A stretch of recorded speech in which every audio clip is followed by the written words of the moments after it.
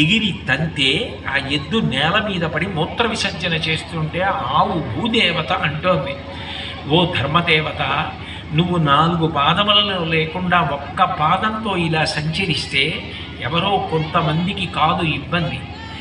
దేవతలకు, ఋషులకు, పితృదేవతలకు, నాకు, నీకు, ధీయుతలకు, నానావర్ణాశ్రమములకు, గోవులకు బాధ అనుచుకుందెదనగా.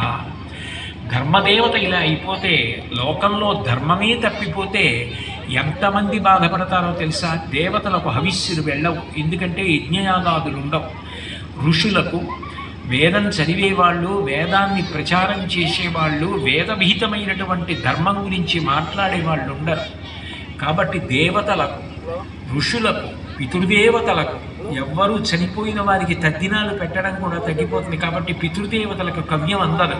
పితృదేవతలకు, నీకు, నాకు, ధర్మదేవతకి, భూమికి, ధీయుతలకు, బుద్ధి కలిగిన వారికి, నానావర్ణాశ్రమములకు, ఒకళ్ళు ఇద్దరు అని కాదు, లోకమంతటికి, నానావర్ణాశ్రమములకు, గోవులకు, గోవులన్నీ కూడా బాధపడతాయి. కాబట్టి నానావర్ణాశ్రమములకు, గోవులకు బాధ ఎనచుకుందెదనగా. ధర్మదేవతవి నువ్వు ఇలా అయిపోతే లోకమంతా బాధపడుతుంది, దేవతల వరకు ఈ బాధ వెడుతుంది అన్న అక్కసుతో నేను ఆ క్షోభతో కన్నులమ్మట నీరు కారుస్తున్నానని చెప్పింది భూదేవి. అక్కడికి వచ్చాడు పరీక్షిత్తు, చూశాడు, ఈ దుర్మార్గుడు ఇక్కడ నిలబడి ఉన్నాడు, ఈ వ్యక్తే ఈ ఎద్దుని తన్ని ఉంటాడు అని ఊహించాడు కలిపురుషుణ్ణి చూసి. పరీక్షిత్తుని చూడగానే కలిపురుషుడు గడగడ వణికిపోతున్నాడు. ఆయన ఎద్దు వంక, ఆవు వంక చూసి అప్పుడు అన్నాడు, సాధువులకు జంతువులను రక్షింపని, సాధువులకు జంతువులను బాగు సిద్ధము తల్లి. అమ్మా భూదేవత, నువ్వు గోరూపాన్ని ధరించావని నాకు తెలుసు. భూమిని పరిపాలించే రాజు యొక్క ప్రధానమైన కర్తవ్యం సాధువులైనటువంటి జంతువులు, ఆవు, ఎద్దు లాంటివి ఏ ఉంటాయో వాటిని రక్షించాలి. అటువంటి సాధువులైన జంతువులను రక్షించకుండా వాటిని బాధ పెట్టేటటువంటి వాళ్ళని శిక్షించకపోతే అటువంటి వాడి యొక్క ఆయుర్దాయము, శరీరము పతనమైన తర్వాత పొందవలసిన స్వర్గలోకము, కీర్తి, ధనము అన్నీ నశించిపోతాయమ్మా. కాబట్టి నేను నిన్ను రక్షించాలి కదా. ఎవరు నిన్నిలా బాధ పెట్టినటువంటి వాడు, ఎవరు నిన్నిలా బాధ పెట్టాడో, నీ కాళ్ళు ఎవరు తెగ్గొట్టాడో, ఓ వృషభమా, ఓ ధర్మదేవత నాకు చెప్పు. చెబితే నేను వెంటనే వాడిని శిక్షిస్తాను అని ఆ ఆవు వంక తిరిగి, సాధుజన శిష్టజన రక్షణంబును, దుష్టజన నిగ్రహంబును నృపులకు స్రష్ట విధించనని పురాణ ద్రష్టదులు చెప్పెదరు. ఇది సిద్ధము తల్లి. అమ్మ, సాధువుల్ని రక్షించాలి, దుష్టుల్ని శిక్షించాలి. దీని కొరకని చెప్పి రాజుల్ని సృష్టించాడు బ్రహ్మగారు అని చెప్పి పురాణములు తెలిసిన వారు చెప్తూ ఉంటారు. ఇలా సాధు జంతువులను బాధ పెట్టేవాళ్ళని నేను శిక్షించాలి కదా. ఎవరు ఇలా నిన్ను బాధ పెట్టారో నాకు ఆ బంగారం ఉన్నవాడిని చూసి లేనివాడు కక్ష పెట్టుకుంటాడు, ఉన్నవాడు లేనివాడిని చూసి ఒక్కొక్కచో సంస్కారం లేకపోతే తక్కువ చేసి మాట్లాడి ధిక్కరించి అహంకారంతో ప్రవర్తించవచ్చు. అందుకని మదము, వైరము, హింస. బంగారం తలతలా మెరుస్తూ మెడ నిండా ఒంటి మీద కనపడితే దొంగలు మొదలైనటువంటి వారు ప్రాణం కూడా తీసేసి బంగారం ఎత్తుకుపోవాలనుకుంటారు. కాబట్టి బంగారం ఎక్కువ ఎక్కడుందో అక్కడ ఈ రకమైన స్థితి ఏర్పడుతుంది. అందుకే కలిపురుషుడు విరిగిపోవడం కోసమే, కలిపురుషుడు తొలగడం కోసమే శ్రావణ శుక్రవారం నాడు పూజ చేసి వేసుకుంటారు తప్ప బంగారాన్ని బంగారంగా కొనుక్కోండి వేసుకోండి అని కాదు. అది ఎలా పొందాలో అలా పొందినప్పుడు కలిపురుషుడి యొక్క స్థానం కాదు. కాబట్టి బంగారమునకు సంబంధంగా నీకు ఈ 5 స్థానములు అసత్యము బయలుదేరుతుంది. ఆ బంగారం కోసం ఎన్ని అబద్ధాలైనా ఆడతారు. కాబట్టి ఈ 5 స్థానాలు సువర్ణానికి అనుషంగికంగా ఉంటాయి. ఈ స్థానముల యందు నువ్వు ఉండు అని పరీక్షిత్ మహారాజు గారు శాసనం చేస్తే కలిపురుషుడు ఆ స్థానముల యందు ప్రవేశించాడు. ఆయన ప్రధాన లక్ష్యం ఏమిటంటే ప్రజలు కాదు, పరీక్షిత్తుని పడగొట్టాలి. పరీక్షిత్తు పడిపోతే రాజ్యమంతా గాడి తప్పిపోతుంది. తాను రాజ్యం అంతా విస్తరించవచ్చు. పరీక్షిత్ పరిపాలిస్తున్నంత కాలం ఊడ్చుకోవడం సాధ్యం కాదు, ఎందుకంటే ధర్మప్రభువు. కాబట్టి ఎలాగైనా పరీక్షిత్తుని పడగొట్టాలని ఆలోచన చేస్తున్నాడు. ఒకనాడు పరీక్షిత్ మహారాజు గారు వేటకని బయలుదేరాడు.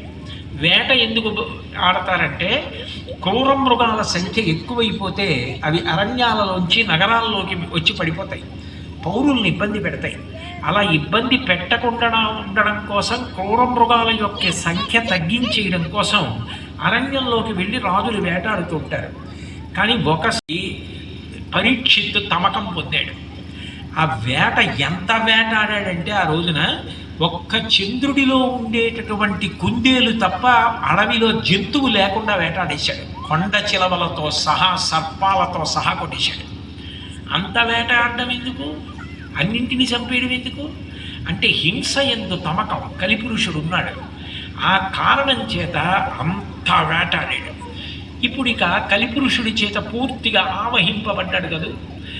ఆ విశేష దాహం వేసింది. ఆ పక్కనే ఆశ్రమం కనపడింది. అది శమీక మహర్షి యొక్క ఆశ్రమం. ఇత పూర్వం ఆ మహర్షిని తాను ఎంతో గౌరవించి పూజించినవాడు. అక్కడికి వెళ్ళాడు దాహంతో.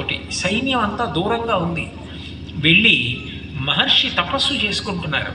తపస్సు చేసుకోవడం అంటే ఆయన ఏదో కళ్ళు మూసుకుని కూర్చోవడం కాదు, ఆ తపస్సు యొక్క స్థితి ఎలా ఉంటుందో వర్ణించారు పోతన గారు. ఆయన ఆ కళ్ళు మూసుకుని కూర్చున్నప్పుడు ఆయన మనసంతా కూడా వెనక్కి వెళ్ళిపోయి సమాధి స్థితిలో ఆత్మయందు చేరిపోయింది. మెలగుట చాలించి మీదిత నేత్రుడై శాంతుడై కూర్చుండి జడతలేక జాగరణాది అవస్థాత్రయము దాటి పరమమయ్యుండెడి పదము తెలిసి ప్రాణ మనో బుద్ధి ఇంద్రియములను తమ తమ స్థానముల యందు చేర్చి ప్రాణాన్ని, బుద్ధిని, మనస్సుని, ఇంద్రియాల్ని వెనక్కి తీసేసి ఆత్మయందు చేర్చేశాడు. నేను జాగృత్ అంటే తెలుసుకున్న స్థితిలో ఉన్నానా, నిద్రపోతున్నానా, స్వప్నావస్థ అన్నది కాదు. 4 దాటి తురీయంలో సమాధి యందు ఆత్మలోకి చేర్చేశాడు. చేర్చేసి పరమమయ్యుండెడి పదము తెలిసి అతి దీర్ఘ జటలు తన్నావరింప, అంత సమాధి స్థితిలో ఉండడం చేత పెద్ద పెద్ద జడలు కట్టి చుట్టంతా పెరిగిపోయింది. అయినా ఆయనకి తెలియదు. అలగు రురుచర్మమును దాల్చి ఎలరుచున్న ఆ తాపసి పొడగని శోషిత తాళ్ళుడగుచు ఆ వచ్చినటువంటి పరీక్షిత్ మహారాజు గారు ఆ మహర్షి వంక చూసి దాహం చేత ఇంకా నాలుక పిడచ కట్టేస్తే మందభాషల డగ్గరి మనుజ విభుడు మెల్లమెల్లగా మాటలతో మహర్షి మంచినీళ్ళు ఇవ్వండి, దాహం వేస్తోంది, మంచినీళ్ళు ఇవ్వండి అన్నాడు. ఆయన సమాధి స్థితిలో ఉన్నాడు కాబట్టి ఆయన ఇంద్రియాలు కానీ ఏవీ పనిచేయట్లేదు. ఆయన ఆత్మలోకి వెళ్ళిపోయి ఆత్మగా ఉన్నాడంతే. అందుకే ఆయనకి శరీరం జడలు కట్టేసిందని కానీ అందులో పక్షులు గూళ్ళు పెట్టేసాయని కూడా ఆయనకి తెలియదు. శంకరాచార్యుల వారు వర్ణిస్తారు, ఆ చెవులలో పుల్లలు పెట్టి గూళ్ళు కట్టి పక్షులు నివాసం చేస్తాయి, అయినా తెలియదు. అటువంటి సమాధి స్థితికి వెళ్ళిపోతారు. శ్రీశైల శృంగ కుహరైషు కదోపలప్సే అని నాకు ఎప్పుడు అటువంటి ధ్యాన స్థితి కలుగుతుంది అంటారు. కర్ణే యథా విరచయంతి ఖగాశ్చ నీడాస్ అని చెవుల్లో పుల్లలు పెట్టి గూళ్ళు పెట్టి పిల్లల్ని పెట్టి పక్షులు అరుస్తుంటాయి, అయినా కూడా తెలియదు. అంత గొప్ప సమాధి స్థితిలో ఉన్నాడు శమీక మహర్షి. ఆయన అటువంటి స్థితిలో ఉన్నాడని తెలుసుకోలేనివాడు కాదు పరీక్షిత్. ఆ కలి యొక్క ఉద్ధతి ఎలా ఉంది. ఇత పూర్వం తాను ఇంత గౌరవించిన శమీక మహర్షి తాను వచ్చినప్పుడు తనని ఆదరించలేదని, ఒక పండు కూడా ఇవ్వలేదని, త్రాగడానికి మంచినీళ్ళు ఇవ్వలేదని కోపగించి అసలు నిజమా నటన అన్నంత అనుమానం వచ్చి అక్కడే చచ్చిపోయి పడిపోయి ఉన్నటువంటి ఒక పావుని తన ధనస్సు యొక్క కొమ్ము చేత పైకెత్తి ఆయన మెడలో వేసి చూశాడు. ఆయన ఏమీ కదలలేదు. పోనీ తీసేశాడా అంటే తీయను కూడా లేదు. తన సైన్యం దగ్గరికి వెళ్ళి ఇంటికి వెళ్ళిపోయాడు. అక్కడ ఆడుకుంటున్న మునిబాలకుడు చూశారు. చూసి ఈ శమీక మహర్షి యొక్క కుమారుడు శృంగి నదీ తీరంలో ఆడుకుంటున్నాడు. ఆయన దగ్గరికి వెళ్ళి చెప్పారు, పరీక్షిత్ అన్న మహారాజు వచ్చాడు, మీ నాన్నగారు సమాధి స్థితిలో ఉన్నారు, మంచినీళ్ళు మంచినీళ్ళు అని అడిగాడు. మీ నాన్నగారు వినలేదు.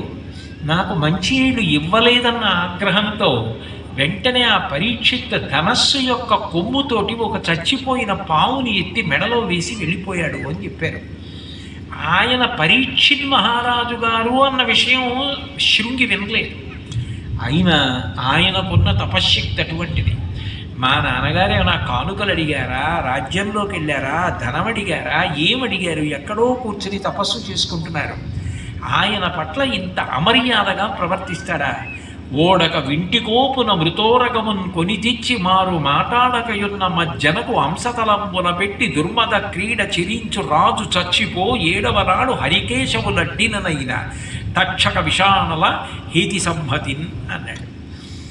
ఏ రాజైతే వచ్చి మా నాన్నగారు సమాధి స్థితిలో ఉండగా ధనస్సు యొక్క చివరి భాగంతో చచ్చిపోయిన పావుని ఎత్తి మా నాన్నగారి మెడలో వేసి మదంతో తిరిగి వెళ్ళిపోయాడో, ఆ రాజు హరుడు విష్ణువు కలిసి వచ్చి అడ్డినప్పటికీ కూడా రక్షింపబడకుండా నీటికి 7వ రోజు నాడు ఆ తక్షకుని యొక్క కాటు వలన విషము చేత మరణించుగాక అని శపించాడు.